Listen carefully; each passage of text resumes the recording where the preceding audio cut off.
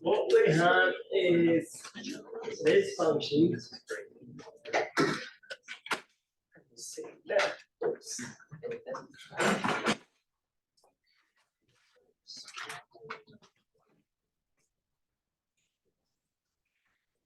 One third x raised 4 minus x raised 6. You cannot simply take that 1/3 out because there is a square involved.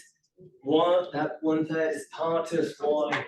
So just let it be. First step is we want to know what the curve is going to look like so that we can put this straight and go from there.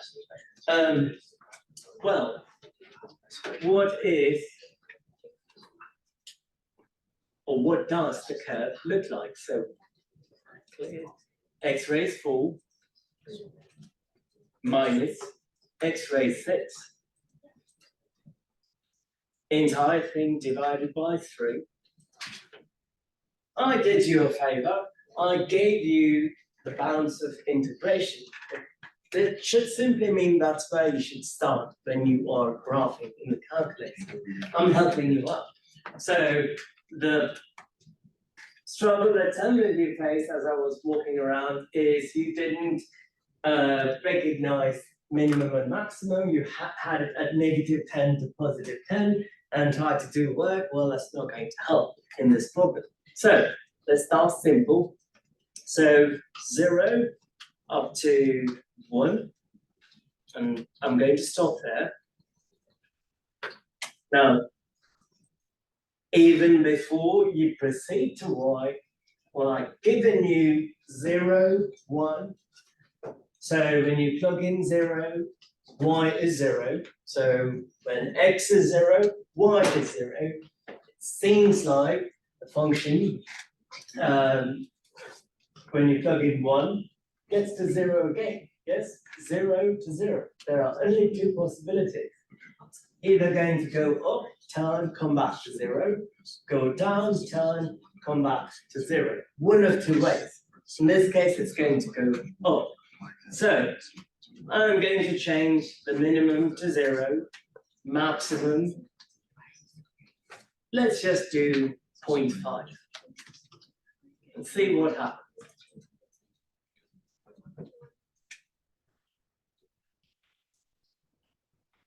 There is a shade, right? And still, it's not a pretty picture because it's way smaller than 0.5. If you want to adjust the window at this step, hit trace, move this along, and that will tell you, what a reasonable limit should be. Looks like somewhere about 0.1 could be good. So, oops, stop. Okay. Instead of 0.5, I'm going to do 0.08. Graph.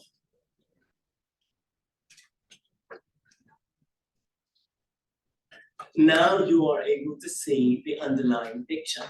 Good. So pretty much this curve is sort of going along the x-axis, flat, no volume whatsoever. It's going to have some area here, so that is the place where it will have volume. But we can go ahead and integrate from 0 all the way up to 1 because 0 areas still be 0 volume, correct? If you start with 0 area, you're going to have 0 volume. Good so far? Now that I have the picture,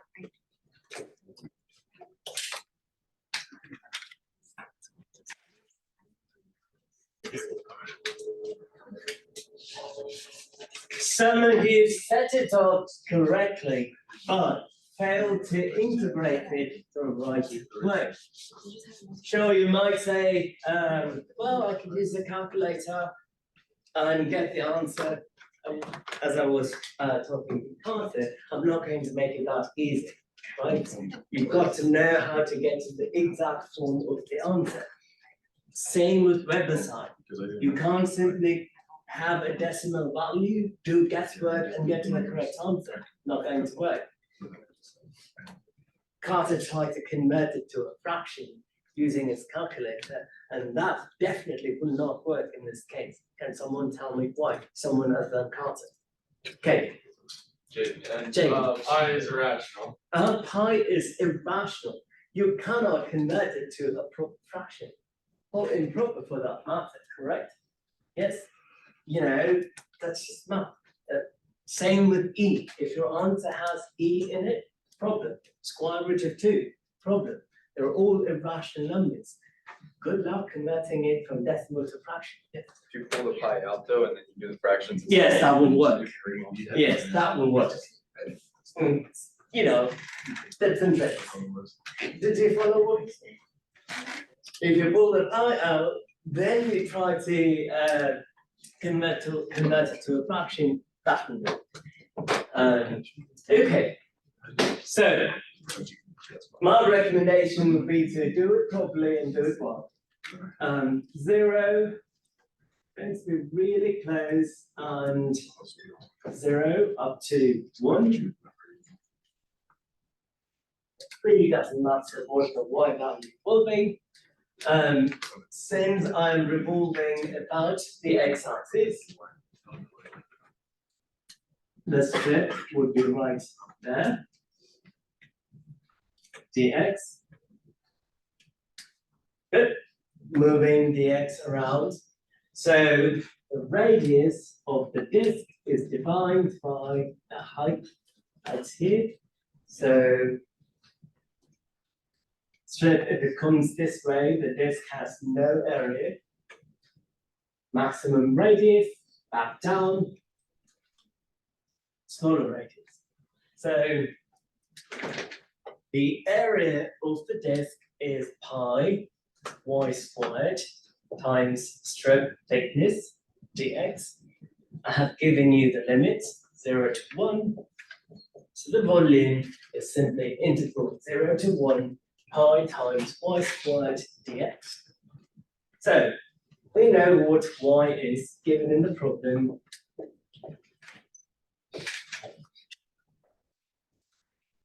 One over 3, x raised 4 minus x raised 6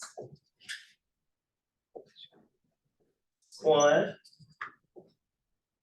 So if you are dead set on using your calculator to come up with that fraction, after you square and get that constant out, make sure you pull that pi out. If you have pi in your fraction, convert it to a decimal, and then try to convert it back to a fraction, won't work. Take pi out. So, pi out of the integral, I have 1 over 3 squared, which is 1 over 9, yes? So, 0 to 1, 1 over 9. X raised 4 minus x raised 6 square dx.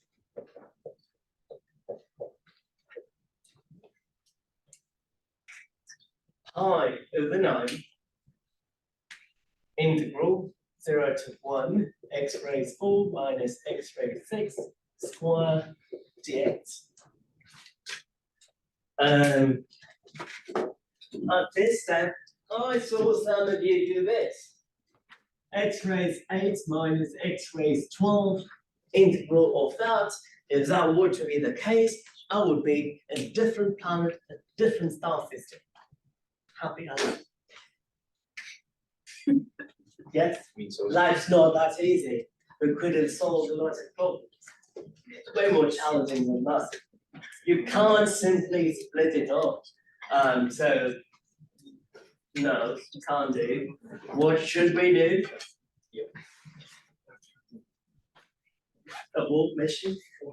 Foil.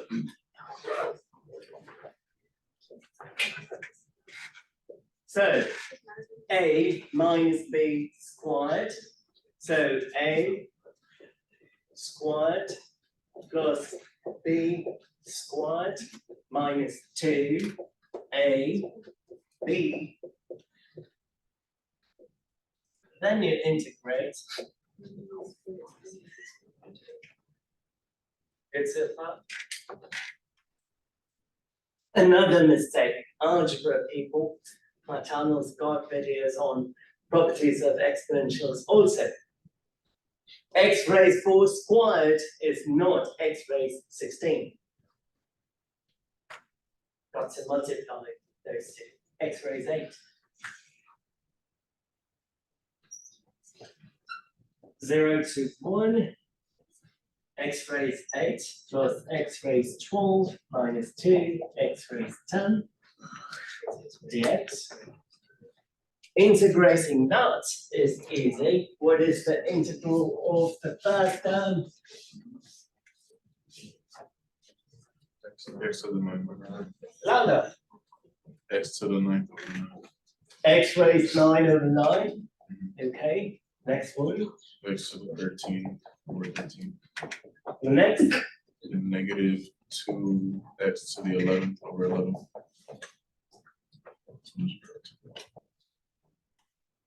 One thing about algebraic functions, if you have no constants, or even if you have something differing by a constant, and if the lower limit is 0, you don't even have to worry about that 0, because when you plug stuff in, it's all going to go away. So, the lower limit does not matter, so pi over 9, 1 over 9, plus 1 over 13 minus 2 over 11, pi over 9, negative 7 over 99, plus 1 over 13. You could use a calculator. Pi over 9, negative 91, plus 99, 990, 297.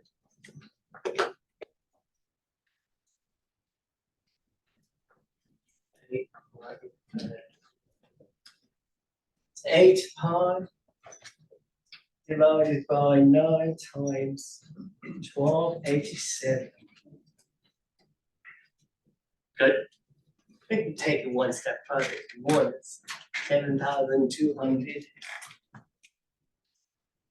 720. 7,920.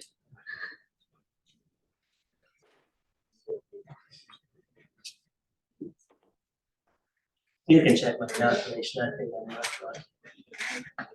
Do verify. No, that's not right. The denominator is supposed to be 11,583. 11,5, what? 83. 83. Yeah. When you do 9 times Oh, I see. 12 equals 7. Okay. Got the 9, 11, how much? 11,583. Okay. That is correct.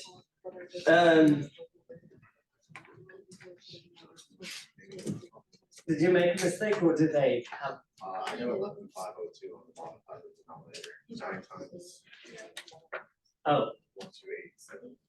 Yeah. yeah, that sounds right though. 9 times 1287 I has to think it end. is that. Huh? I think that is. Yeah. I think so.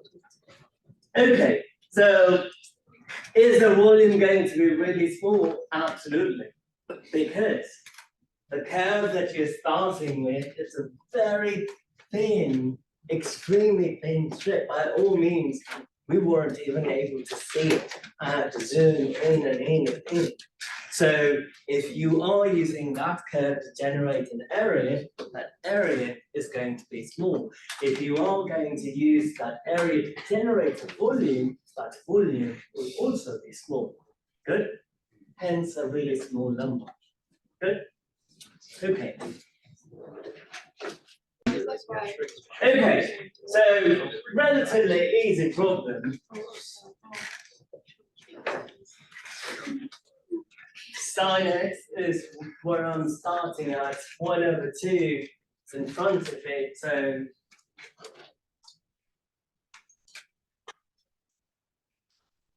one half time if you complete, it's going to complete 1 full period. Pi over 2. Good. That's right. revolving about the x-axis, so the strip is right over here. The other bit is right there, so this is going this way. The radius of the disk is defined by this function, which is y equals 1/2 sin x, so radius.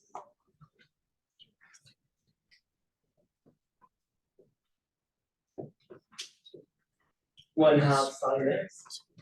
Volume would simply be pi radius squared 1/2 sin x squared thickness dx 0 up to pi over 2. Good. Pi, you can pull it out. 1/2 squared is 1/4. So 0 to pi over 2, 1/4 times sin x squared is sin squared x dx. This set, practice helps. If you know trigonometric identities, problem is easy, but if you don't know which one to use, then it's going to be hard. That's why practice is important. In the reference table that you are permitted to have in an exam, sin squared x is 1 minus cosine 2x over 2. It is the same as saying 1/2 minus cosine 2x over 2. Good. I can rewrite that interval. 0 to pi over 2. 1/4 comes out, becomes pi over 4. 1/2 minus cosine 2x over 2 dx. Got it. What is the integral of the first term? 1/2 x. 1/2 x, good. So pi over 4, 1/2 times x is x over 2 minus from last time. If you did write my identity down, you know the answer for that. So a tip or trick that I taught you. I wrote cosine ax plus b. Use that logic. What is the integral here? Sine. X. Divided by 2. Well, that's x plus b. I don't know what the b would be. It's 0. B is 0. What is A? A is 2. Right? Divided So by you'll have 2 there already, so you'd have 4. So 1 and 2 is coming from the integral, the other 2 is here. And lower limit, upper limit. If you plug in the upper limit, you have pi over 2 divided by 2. Pi over 2 goes in there, you get sine 2 times pi over 2, sine pi. What is sine pi? 0, yes? Doesn't matter. Lower limit, 0 over 2, 0, sine 0, 0, doesn't matter. None of those matters. So I simply have pi over 4 times pi over 2 over 2. I'll get pi over 4 again. Answer pi squared 16.